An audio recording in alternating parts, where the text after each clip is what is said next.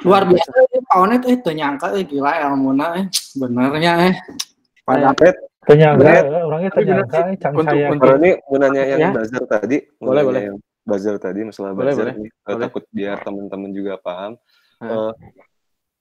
boleh dikoreksi kalau salah gitu sebetulnya apakah bisa nggak sebenarnya si buzzer ini kan sebenarnya bisa orang biasa kan nggak mesti kasar kan kalau intinya kan buzzer itu kata kuncinya adalah influencer ya menginfluence. Betul. Misalkan sosok karena kita bicara skala kecil, misalkan di lingkungan RT RW kita itu ada bapak-bapak atau ibu yang senang berbagi, senang nge-share. Apakah dia termasuk buzzer juga? Bisa. Jadi sebenarnya gini, kalau ngomongin buzzer tuh ada makro, ada mikro. Oke, dibagi dua. Kalau makro itu seleb. Udah jelas lah, seleb itu artis, selebgram. Pokoknya emang dia mencari duit lewat itu. Itu dibilangnya makro. Nah, kalau mikro itu memang orang biasa, siapapun gitu. Tapi kita harus batasin sebenarnya. Kalau biasanya gue ngebatasinnya itu dari follower yang 2.000 sampai 5.000. Soalnya kalau follower dari 1.000 ke bawah itu lu investasinya agak percuma gitu. Jadi kalau ngomongin sebenarnya kalau ngomongin keterlihatan gitu, misalkan si buzzer iya teh anggap followernya 5.000. Nah, yang ngelihat postingan dia itu nggak akan semua, itu cuma 30%-nya juga udah bagus banget gitu. Jadi kalau misalkan lu cuma 1.000 nih, anggapnya ya buzzer 1.000 gitu nya followernya, berarti anu nempo paling nggak sabaraha sih, paling nggak 200 gitu, asa rugi kan, kayak percuma gitu menjadikan dia buzzer. Tapi kalau misalkan lu anggap 2.000, minimal 500 orang yang lihat, nah itu lumayan tuh gitu. Jadi lu nggak investasinya nggak salah gitu. Jadi tapi benar kalau misalkan lu di komplek kayak ibu-ibu, bapak-bapak, saya bikin nge-share terus ningali followernya aja lumayan gitu. Sikat gitu. Siapapun itu bisa jadi buzzer. Bahkan kalau di digital marketing zaman sekarang yang paling efektif sebenarnya malah yang mikro. Kenapa? Karena mereka lebih dekat. Nggak ada distance sama audiensnya dia sendiri gitu. Karena mereka mah bukan seleb gitu. Tapi kalau udah seleb tuh kayak agak jauh gitu sebenarnya. Jadi nggak langsung kan banyak orang yang gitu juga gitu. Kalau mikro tuh lebih tepat gitu. Tapi memang harus lebih banyak gitu aja sih Cun sebenarnya mah. Siap. Bebas pisan kayak yang gua lumayan tadi menarik ya di pembahasan ini teh pas senior bilang orang dek nge-endorse kabeh tukang beca eta keren sih ya menurut gua. Asli itu story banget gitu. Nah, story yang kayak gitu yang sebenarnya yang sekarang tuh lagi banget dibeli sama audiensnya digital sebenarnya. Itu. Net, menyambung tadi Net kan sekarang tadi kan sosial media kan udah ada wadahnya masing-masing lah. Mau nas di IG, mau story di YouTube gitu kan ya. Kira-kira Net cek maneh website e-commerce ayeuna masih diperlukan tesinya misalkan orang boga brand, orang punya website e-commerce atau geus jualan mah di marketplace we aya Tokopedia sebenarnya sih kalau ngomongin e-commerce kalau dibilang masih penting banget malah. Penting bangetnya kenapa? Karena sebenarnya kalau untuk sebuah brand banyak marketplace juga harus ada. Terus semuanya juga sebenarnya harus ada, tapi kalau ngomongin porsinya yang mana itu tergantung. Targetnya mau kemana dulu, gitu. Target lu siapa dulu? Kalau misalkan target lu memang, let's say lah ya, target gua adalah semua yang beli barang di Ramayana, itu target aing. Berarti mana jangan konsentrasi terlalu gede di e-commerce, gitu. Tapi kalau target gua adalah orang yang selalu beli di IKEA misalnya. Eta target orang. Berarti mana kudu kuatkan di e-commerce. Gitu sih sebenarnya. Karena kadang-kadang kalau misalkan target lu menengah ke bawah, mereka agak terlalu distance dengan yang namanya teknologi e-commerce. Karena mereka satu, banyak juga yang bankless gitu kan. Mereka nggak punya kartu kredit, mereka even nggak punya rekening bank. Itu pasti susah sebagai mereka gimana caranya mereka bisa masuk ke e-commerce, orang bank aja gua nggak punya gitu kan. Nah itu lu gedein di market gitu. Jadi tergantung target mana heula sih sebenarnya mah gitu. Tambahannya jika namun sepengalaman orang lamun si e-commerce bener tuh lamun orang sih nilainya lamun e-commerce teh sama apa marketplace itu kan memang kita carinya lokal market ya dalam artian dalam skop lokal domestik gitu. Betul. Nah, kita e-commerce itu sebenarnya itu juga ya. Ini yang expand market gitu. Karena nggak mungkin orang luar belanja di Shopee gitu. Meskipun Lazada punya jaringan beberapa daerah negara gitu, Shopee punya beberapa negara, cuman kayaknya tetap harus punya sih sebagai brand mah. Betul. Benar, tapi balik lagi sebenarnya kayak misalkan kan kalau target kayak itu bisa hampir semua, apalagi target sepatu lu kan udah jelas anak muda gitu kan, skateboard gitu kan ya kasarnya ya, correct me if I'm wrong ya. Misalkan kayak anak muda skateboard seluruh dunia harus bisa pakai gitu. Mimpi lu pasti, mimpi gue tuh kasarnya pengen jadi kayak Vans, gue pengen jadi kayak ini, gue pengen jadi Adidas, gue pengen jadi Nike yang semua orang bisa beli gitu kan sebenarnya. Itu butuh banget. Mana punya satu e-commerce sendiri biar semua orang bisa akses, itu butuh banget karena mana memang luas banget targetnya. Tapi kalau misalkan targetnya hanya sebuah misalkan produknya hanya sebuah misalkan kantong atau misalkan produknya hanya sebuah makanan, mungkin nggak perlu juga gitu. Jadi tergantung produk dan target mana sih kumaha. Itu sih sebenarnya. Kalau dalam kasus produk sepatu lu banget, itu butuh banget gitu. Tapi kalau dalam produk-produk yang lain itu mungkin bisa agak perbedaan sedikit. Porsinya aja sih sebenarnya. Kayak misalkan gue lebih konsentrasi ke sini dulu gitu. Gue ke sini dulu. Kayak gitu sih sebenarnya mah. Nanya dong, Net. Boleh dong. Tentang buzzer tadinya. Orang teh pernah kecelek gitu ya. Jadi akhirnya saya punya asumsi sendiri bahwa buzzer itu terbagi atas dua gitu ya. Kita mau branding apa kita mau hard selling lah ibaratnya gitu ya. Branding yang punya korelasi langsung sama penjualan. Nah, akhirnya orang punya asumsi bahwa ada beberapa buzzer atau misalkan selebgram tuh terbagi atas dua gitu. Itu yang followernya buyers atau yang followernya hanya kiciki lah ibaratnya gitu ya. Ya kan? Kayak misalkan gini, orang endorse misalkan Al-Ghazali gitu ya. Itu 80% yang komen atau kasarnya ya, udah bayar mahal, tapi 80% orang prediksi mereka tuh hanya lihat looks-nya si individu itu gitu loh. Jadi betul. Anjing nggak kena gitu. Nah, kriteria si buzzer itu yang menurut Manen halus tuh sebenarnya dilihat dari follower aja kah gitu parameternya atau dari apa misalkan dari aktivitinya dia sebagai apa gitu. Nah, kalau menurut gua hampir semua sih, tapi yang paling utama menurut gua bukan dari dua itu. Kalau menurut gua yang paling utama adalah yang paling bisa represent produk mana. Itu yang paling utama. Yang seolah-olah kalau lu mau nganalisa ini si buzzer, ini tuh yang wah, ini tuh beneran represent brand gua banget. Bukan, jangan pernah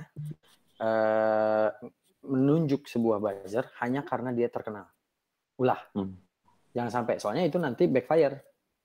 Gitu. Kadang contoh nih ya, gue pernah jadi contoh yang paling gue berhasil itu adalah pas lagi gue ngerjain buat Surya Nation Motorland. Gue pakai brand ambassador Bucek. Terus kita berhasil. Kenapa? Karena Bucek emang menunjuk profilnya tuh memang profil orang motor banget gitu, anak motor, dia doyan, memang dia naik motor bukan dia pengen terkenal di Instagram.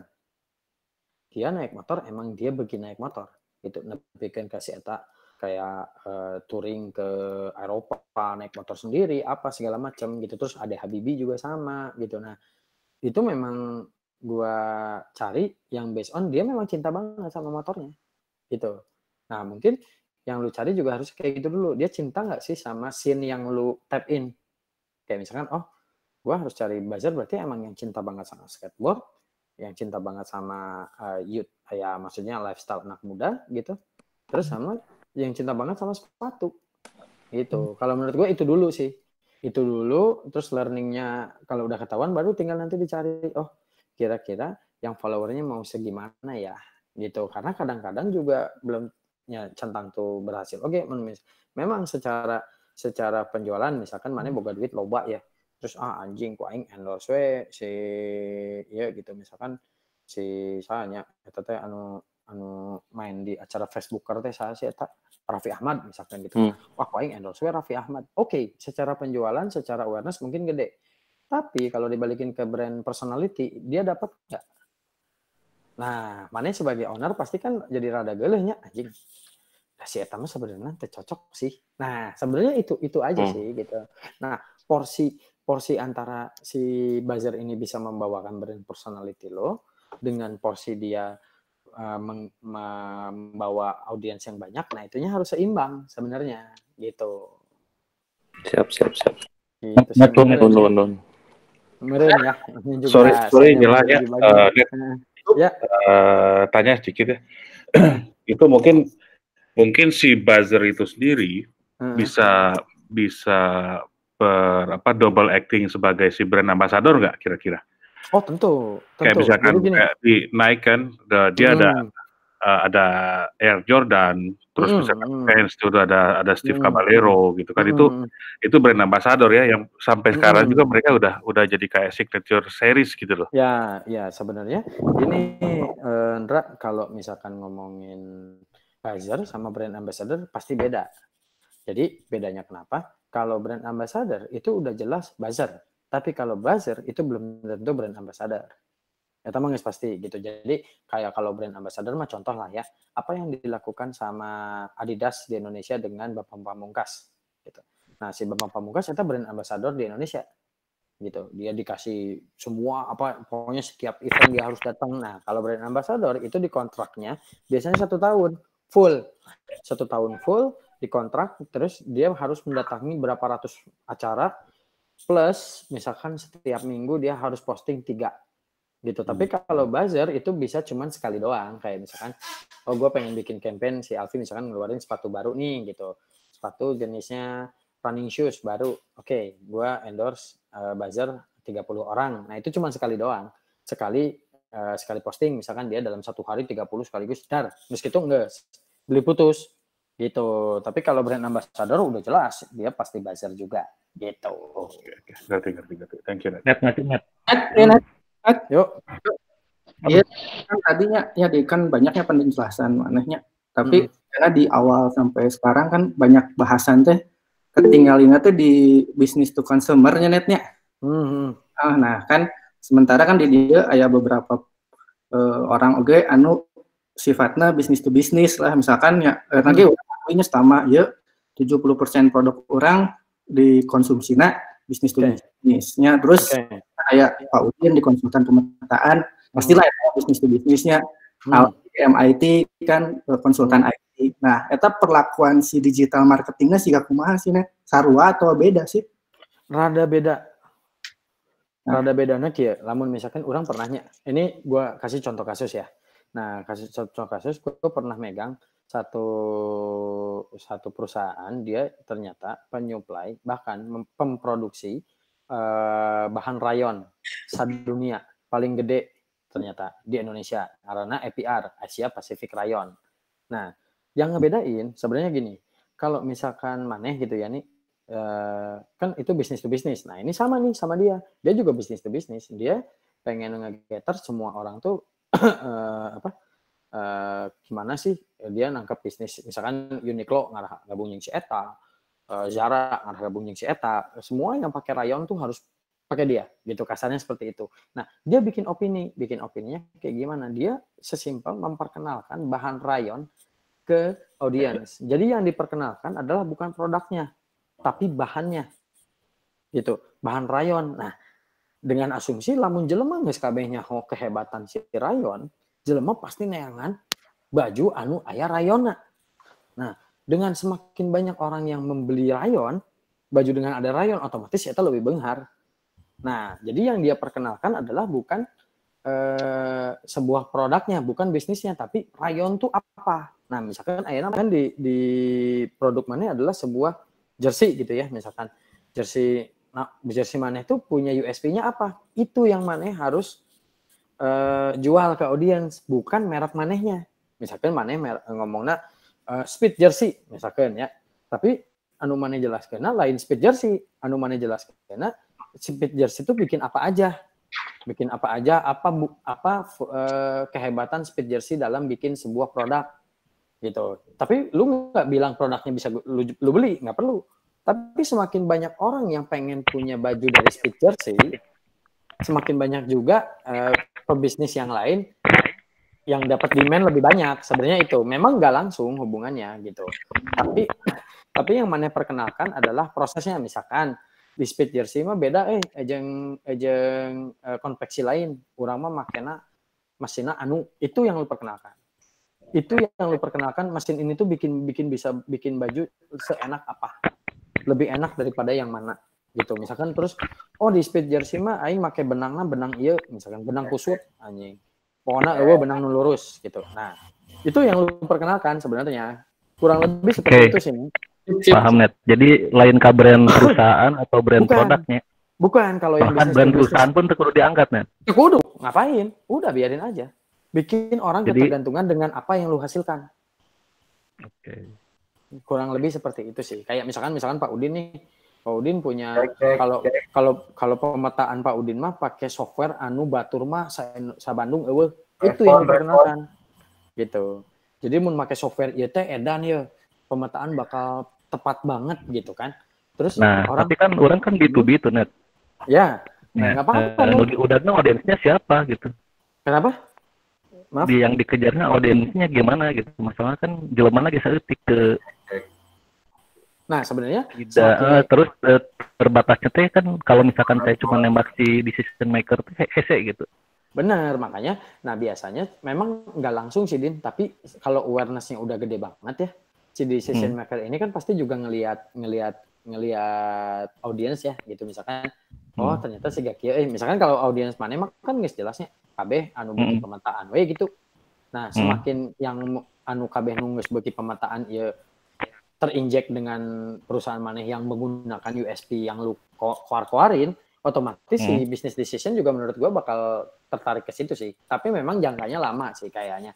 Nggak bisa selangsung kalau lu memang udah punya produk ya. Gitu. Kalau yang bisnis to bisnis memang agak lama, tapi untuk lu mengajakkan ke awareness-an maneh, menurut gue tetap harus ada sih gitu. Nah kan gini, problem bisnis to bisnis itu kan kalau membicarakan orang ya.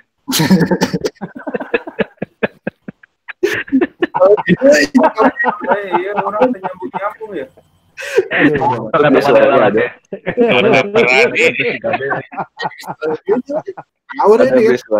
Udah ada. Ada. Coba Be mau ngomong apa? Sudah lanjut aja. Laki itu Be. Si volume mainkan volume. Kurang makanya rek nambahan rencana guys. Edan. Berat. Konet loba kurangna. Edan. Lanjut ya. Edan aja.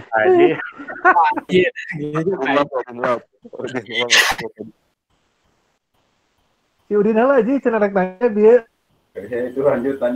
Ayo, Bodin Oke. Semangat adatnya. Nah, kan kalau cerita masalah B2B itu kan kayak gini, biasanya tuh kasarnya tak kenal maka kata sayang ya, permasalahan bukan mata ya. Dan itu tidak selesai di marketing memang. Ya, memang. Tidak selesai di apalagi di digital gitu. Iyalah jauh. Maksud orang teh kira-kira selain itu tadi gitu. Apakah ada cara lain gitu untuk ngeakselerasi apa gitu? Nah, sebenarnya kalau misalkan maneh emang kan kalau ngomongin kayak pemetaan urusan maneh mah kan sebenarnya banyak under the table-nya ya sebenarnya kan. Gitu. Kalau boleh dibilang kasar tuh banyak hal-hal yang sifatnya marketing itu jadi nonsen gitu sebenarnya. Tapi kalau misalkan emang udah seperti itu, sebenarnya yang bisa lo lakukan dengan sosial media dan YouTube adalah menunjukkan keeksistensian dari brand maneh gitu. dari kantor mana, semakin mana.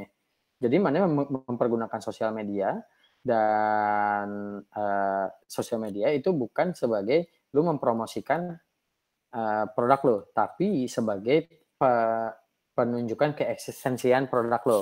Kayak misalkan mana nyen portfolio kabeh di sosial media gitu. Jadi lu bikin semua portfolio apa yang lu udah kerjain semuanya lu taruh di YouTube, tapi dikemas dengan lebih menarik apa segala macam. Nah, itu bisa jadi portfolio sih, jadinya kredensial Larina gitu.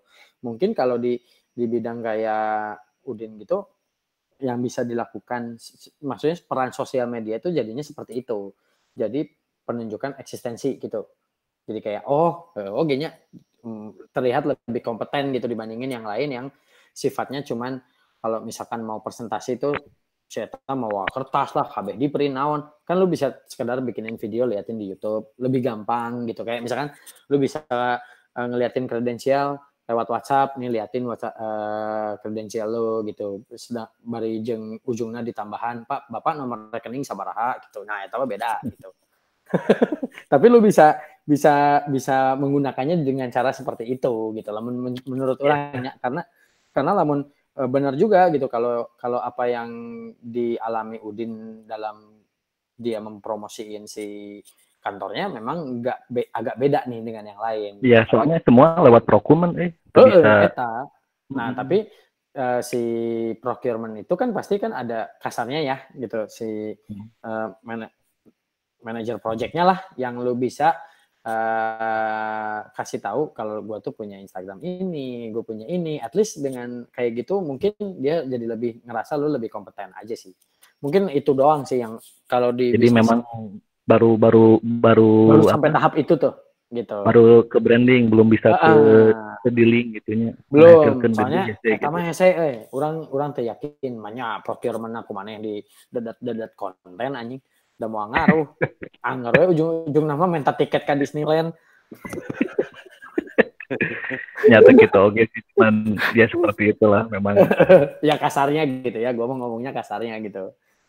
Mungkin kalau perannya di kamu ya kayak gitu, cuman sampai sebatas itu gitu. Jadi mana mulai, tapi lucunya Din nantinya kalau misalkan kan sampai saat sekarang ini ya sebenarnya bisa jadi peluang dalam artian sampai saat sekarang ini kan belum ada nih kasarnya kantor sejenis yang melakukan penetrasi ke arah sosial media, bikinnya kontennya jadi lebih kreatif, lebih lucu.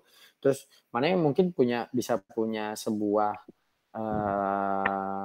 sebuah konsep. Ya, paling bisa orang melakukan alter bisnis jadi B2B B2C sih, lamun misalkan yang udah gimana udah B2C kan udah training naon lah. Ya bisa atau misalkan mana kasarnya nih tujuannya adalah memperkenalkan bidang mana ke orang umum yang orang umum tuh tadinya tuh males gitu loh. Tapi mana bisa memperkenalkan dengan secara yang lebih fun gitu, lebih nyaman gitu. Nah, itu mungkin bisa jadi sesuatu sih menurut gua gitu. Jadi branding aja tapi kan lebih nangan kadinya. Branding, cuman kayak lumayan loh kalau misalkan tiba-tiba ada satu perusahaan, soalnya sampai saat sekarang ini kan belum ada nih, misalkan ada satu perusahaan pemetaan yang memperkenalkan pemetaan ke audiens gitu, ke khalayak umum, tapi dengan cara yang mudah gitu, dan mungkin itu bisa ternyata jadi sesuatu hal yang menarik gitu. Tanya oge gitu kan, kudu dicobaan gitu. Tapi menurut gue itu sesuatu yang menarik sih, karena nepi ayeuna can aya coba terus maneh mimiti anjing edan maneh penemu langsung. Tambahan net ya. Sigara di barudak urang ge nya aya nu bisa dikategorikan sebagai pionir lah ya di dalam dunia B2B gitu. Cobaan buka website dia atau searching di Google b2b.id. Oke. Eta coba di guess lah saha nu boga perusahaan eta. Paham, Pak.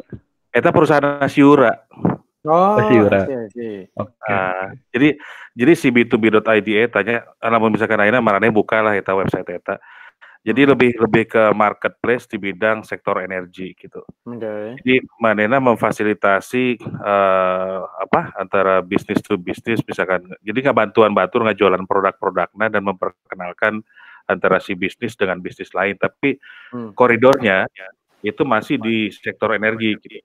Oh iya. Jadi sekarang lamun nanti relevansi yang siu di neta bisa masuk misalkan ke pemetaan atau jadi kan pemetaan itu sendiri bisa relevansinya bisa very close relevant tambang minyak betul sekedar referensi lah ya ditambah bener iya bagus nih ya orang jadi kermaca somehow-nya nya forum nukieunya tinggal kabuka jalana tuh di si Endra sehingga si Yura mungkin bisa diajak jadi narasumber lah kalau misalkan orang yang gini-gini ya buat yang gini-gini. Ini kayaknya si Onet juga belum hatam kan nih kalau misalkan diberesin presentasinya kan tuh beresnya nih. Betul. Ya masih. Dan berikutnya tinggal dijadwalkan iraha gitu. Cuman kan boleh.